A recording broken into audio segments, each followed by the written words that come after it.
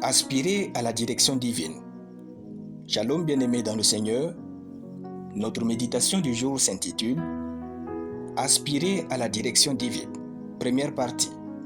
Nous tirons notre texte dans Proverbes chapitre 14, le verset 12, qui nous dit ceci. Telle voie paraît droite à un homme, mais son issue, c'est la voie de la mort. Alléluia. La vie avec Dieu est un voyage, et dans ce voyage, nous sommes appelés à réaliser que la direction est aussi importante que la destination. Notre manière de vivre notre vie est plus importante que le lieu où nous projetons d'arriver avec Dieu. Car la mauvaise direction conduit toujours à la mauvaise destination et la bonne direction mène toujours à la bonne destination. Nous nous devons de regarder nos pas et de voir si nous sommes dans la bonne direction. Il ne faut jamais oublier ceci, une seule mauvaise direction suffit de détruire toute une vie et une seule bonne direction suffit pour réussir toute une vie.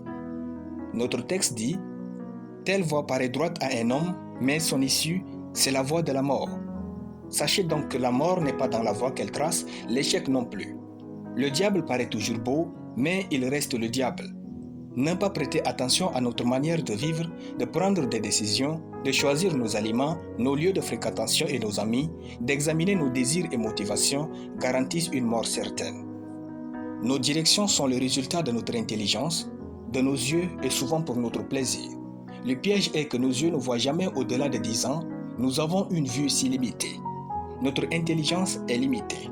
Notre raisonnement est limité. Nos connaissances sont limitées. Nous prophétisons en partie. Nos onctions sont aussi limitées. Raison pour laquelle il nous est plus facile de prendre une direction qui nous semble droite.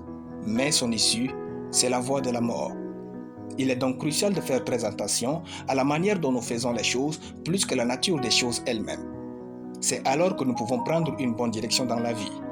Nous devons aspirer à la direction divine. C'est une aspiration noble pour celui qui veut bien finir sa vie. Un homme de Dieu disait, je cite, « La vitesse n'est pas un atout quand vous êtes dans la mauvaise direction. » Fin de citation. Les directions de Dieu ne sont pas toujours à notre goût, mais elles finiront par nous conduire à la vie de notre goût.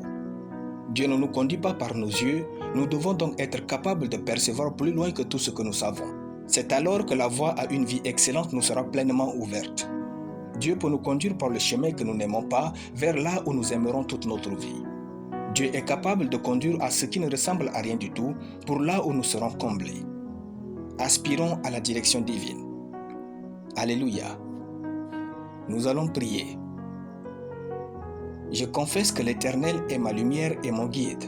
Mes pas me conduisent vers la vie, l'abondance, la prospérité, la paix, la santé et la plénitude au nom de Jésus. Amen. La lecture biblique en une année, Osée chapitre 1 à Osée chapitre 2.